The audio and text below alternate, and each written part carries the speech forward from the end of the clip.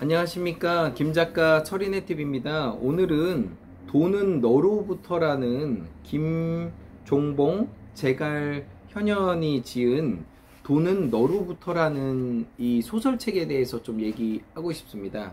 이제 그 김종봉 씨 같은 경우는 주식 투자를 정말 잘 하시는 분이고, 코로나 때 또 돈을 엄청 번 분이에요. 코로나가 오기를 한 10년 정도를 준비를 했고, 그때 완전 몰빵을 해가지고 거의 떼돈을 번 사람입니다. 그래서 앞서가는 사람 중에 하나고, 그리고 이제 이분이 이제 두 번째 책을 쓰면서 이제 재밌는 이제 소설책을 썼어요. 여기에는 어떻게 벌면 부자가 된다 그런 말을 쓴 게 아니라 등장 인물들이 나옵니다. 그 박인선이라는 이제 부자라는 천억대 자산가가 나오고, 그리고 김인우라는 세차장에서 일하는 청년이 나옵니다. 그리고 반배상이라는 현실 감각도 있고 코인도 하고 주식도 하는데 제대로 성과는 못 내고 있어요. 좀 애매한 사람이죠. 그리고 이제 기타 등등 있는데, 어쨌든 박인선 씨라는 천억대 부자가 김인우라는 사람을 만나서 이 세차장을 다니는 이 직원한테 자기가 천억을 모았던 비결들을 하나하나 알려주는 건데, 생각보다 재밌어요. 어떤 거냐면, 이 박인우 씨가 이 아침에 8시에 출근을 해서 보통 한 10시간, 9시간씩 세차장에서 일을 해서 200에서 250만 원 정도 돈을 벌어요. 근데 삶이 나아지는 게 전혀 보이지 않는 거예요. 그러다가 이 천억 자산가가 1년에 한 번씩 강의를 해주고, 그 강의 한 분을 뽑아가지고 자기의 성공 노하우를 알려주는 시간이 있는데, 우연하게 거기를 가게 됐고, 거기서 이 박인우라는 사람이 뽑힌 거예요. 그래서 이 부자와 식사를 할 수 있는 시간을 티켓을 얻게 됐고, 그 부자가 하나씩 과제를 내주고, 그것을 박인우라는 세차장 직원은 하나씩 성장하면서 성취해가는 그런 이야기입니다. 저도 이제 책을 거의 다 읽었는데 오랜만에 보니까 좀 생각이 안 나서, 이분이 얘기하는 게 뭐냐면 1,000만 원을 벌어야 한다. 어떻게? 그러니까 모든 부자의 그러니까 그 경계선이 1,000만 원이에요. 그러니까 1,000만 원을 내가 월로 찍어 봐야만이 내가 다음 단계로 넘어가겠다는 어떤 진리인 거죠. 그래서 이 천억 부자가 이 세차장 직원한테 자기 급여보다도 4배, 5배 되는 급여를 받을 수 있는 방법을 알려주겠다고 얘기하는 거예요. 그러니까 박인우는 깜짝 놀래죠. 매일 10시간, 12시간을 일해도 200, 300밖에 못 버는데 어떻게 내가 1,000만 원을 벌을까 의심하는 눈초리로 봐요.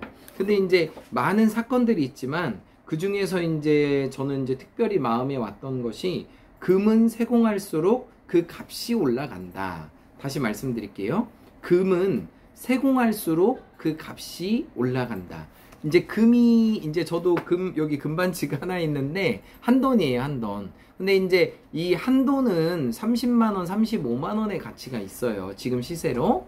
근데 만약에 이것을 금 세공하는 장인이 이 한돈을 갖고 물방울을 만들든 반지를 만들든 로그를 새기면, 이건 30만 원이 아니라 300만 원, 3천만 원짜리가 되는 거예요. 그래서 그 부자는 그 박인우라는 사람한테 너에게 갖고 있는 그 달란트 같은 그거를 자꾸 세공하라는 거예요. 깎아내라는 거예요. 그래서 군더더기 없이 만들어졌을 때 이 가치가 10배, 100배가 된다는 거를 알려주고 싶은 거예요. 그러니까 말은 쉬운데 어려운 거죠. 그래서 이제 이것들을 이제 박인우라는 사람이 깨닫고 1,000만 원을 넘으면 100억을 갈 수 있는 거구나, 이걸 깨치를 해요. 그래서 자기 나름대로 어떤 걸 하냐면, 저녁 때 알바를 하고 저녁 때 두탕을 뛰어요. 그러니까 200에서 300을 벌다가 500만 원까지는 버는 거예요. 500만 원까지는 버는데, 이제 박인우의 여자친구가 있는데 여자친구 만날 시간이 없는 거예요. 왜냐하면 주말에도 일해야죠. 또 대리운전 나가야죠. 편의점 알바해야죠. 그렇게 해가지고 500만 원까지 모았는데 몸이 너무 아픈 거예요. 그래서 이 방법은 아니다라는 것을 깨닫고 다시 이제 부자를 만나서 또 물어보는 거예요. 내가 이렇게 해서 돈을 모았는데 어떻게 해야 됩니까? 그러면서 이제 얘기를 하면서 이분이 또 얘기하시는 게 우리가 다 알고 있는 거예요. 혼자 성장하는 사람은 없다. 사람은 사람으로부터 배워나가야 한다. 이런 말을 해요.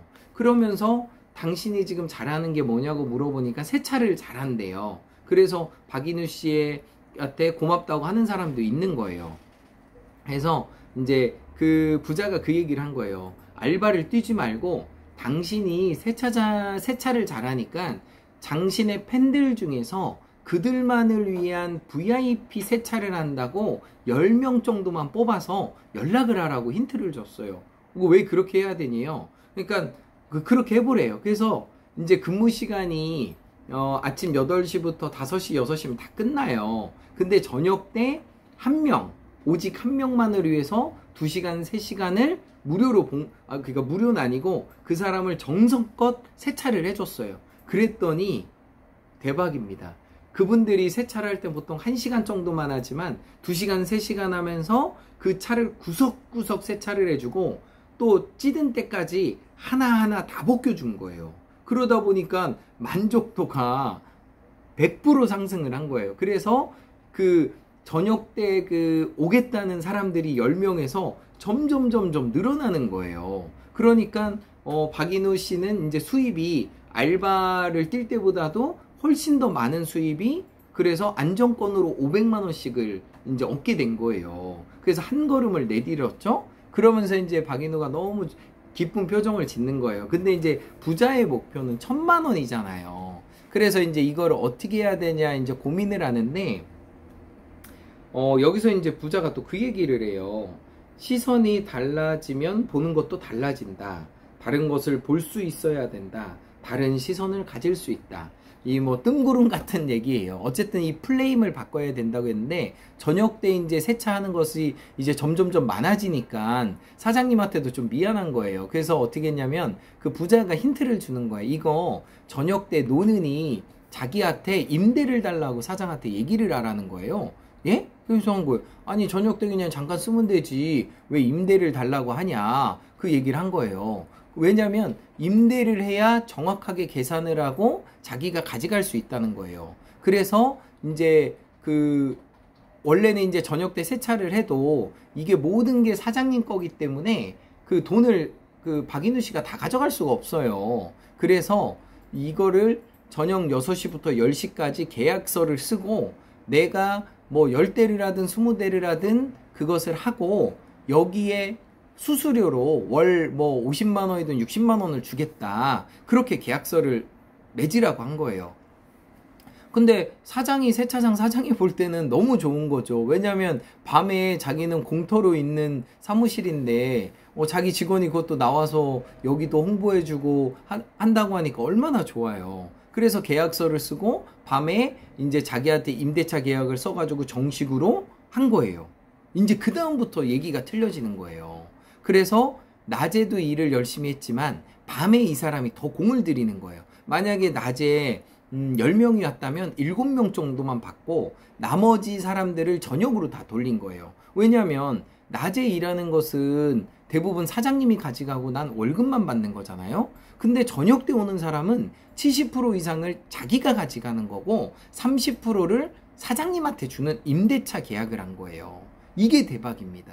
그러니까 우리가 늘 열심히 살면은 부자가 된다고 생각하지만 절대 그렇지가 않아요. 책을 많이 읽다 보면 절대 그렇지가 않은 거를 금방 알아요. 그래서 여기서 이제 박인우가 그 부에 대한 접근성을 배운 거예요. 그래서 많은 사람들에게 그 세차 서비스를 해주고 그리고 이제 박인우가 소심하다 보니까 자기가 얼룩이 진 거나 가죽이 낡은 거를 잘 케어를 해주고 그 고객들한테 얘기를 안 하는 거예요. 근데 이거를 자꾸 얘기를 하라는 거예요. 그래야 높은 세차의 가격을 받을 수 있다는 거예요. 그러니까 세차 가격이 저도 세차를 가끔 하지만 5만원, 10만원이에요. 근데 VIP 세차는 50만원을 받을 수가 있어요. 100만원짜리도 있고요. 그러니까 이건 가격이 없는 거예요. 그러니까 우리가 오마카세라고 해가지고 음식점에 메뉴가 안 붙어 있는 게 있어요. 그러니까 부자들이 가서 그날